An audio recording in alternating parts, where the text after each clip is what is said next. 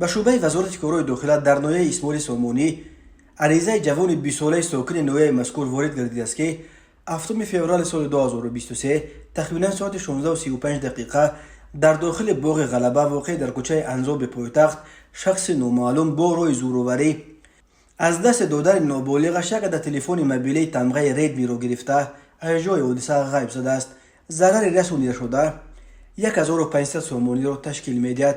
ҳангоми гузаронидани чорабиниҳои оперативии ҷустуҷӯӣ аз ҷониби кормандони милитсия муайян карда шуд ки ҷинояти мазкурро марди 28 солаи сокини шаҳри Душанбе содир намудааст. оид ба ин ҳодиса тафтишот идома дорад. ба шӯъбаи вазорати корҳои дохилияи як дар ноҳияи Рӯдакӣ бо аризаи зани 30 солаи сокини ноҳияи Шаҳритоз муроҷиат намудааст ки 24 феврали соли 2023 тахминан соати 21:00 дақиқа шахсони номаълум бо роҳи пинҳонӣ ба толори дилхушии шоми Данғара воқеъ дар ноҳияи Рӯдакӣ даромада аз он ҷо 12 000 сомониро дуздида аз ҷои ҳодиса ғайб шуданд. ҳангоми гузаронидани чорабиниҳои оперативии ҷустуҷӯӣ аз ҷониби кормандони милитсия зани 28 солаи сокини ноҳияи Варзо бо гумони содир намудани ҷинояти дуздӣ дастгир карда шуд.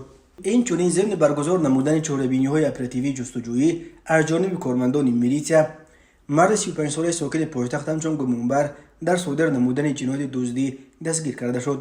ном бурда 30 январи соли 2023 шабона бо роҳи пинҳонӣ вориди манзили истиқоматии марди 53 солаи сокини шаҳри Душанбе шуда аз он ҷо як ада телевизори тамғаи Samsungро дуздида аз ҷои ҳодиса ғайб шудааст. зарари расонида шуда 13 000 сомониро ташкил медиҳад.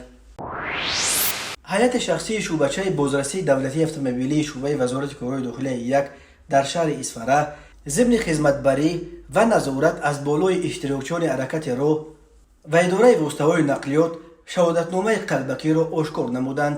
ронанда Асанов Аббос Шокарамович соли таваллудаш 1996 истиқоматкунандаи ҷамоати диҳоти Ваҳдати ноҳияи Диваштиҷ дар кӯчаи марказии шаҳри Исфара воситаи нақлиёти тамғаи Mitsubishi аломати қайди давлатияш TG0335 BR02ро идора мекард ва барои қоида вайронкунӣ боздошт гардид. дар ҷараёни санҷиши ҳуҷҷатҳои ҳуқуқдиҳанда нозири бозрасӣ аломату нишонҳои қалбакӣ доштани шаҳодатномаро мушоҳида намуда бо тартиб додани санад шаҳодатномаи ронандагиро аз ӯ гирифт.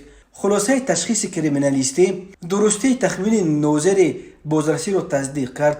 шаҳодатномаи ронандагии шаҳрванд Аббос Асанов бо дараҷаи Б барои идораи нақлиёти сабукрав бар аъло қалбакӣ буда бо роҳи сохтакорӣ бе риояи талаботҳои технологӣ таҳия шудааст. ошкор намудани кирдори ғайриқонунӣ сохтакории ҳуҷҷати ҳуқуқдиҳанда ӯро ҷавобгар намуд, зеро бо кирдори худ талаботи меъёрҳои дар моддаи 340 Кодекси ҷиноятии ҷумҳурии Тоҷикистон муқарраршударо вайрон ва дар асоси амин модда нисбаташ парвандаи ҷиноятӣ оғоз гардид. номбурда ба тафтишоти пешакӣ иқрор шудааст ки ҳангоми қарор доштан дар муҳоҷирати меҳнатӣ дар ҳудуди Федератсияи Русия шаҳодатномаро бар ивази 30 000 рубл ба даст овардааст.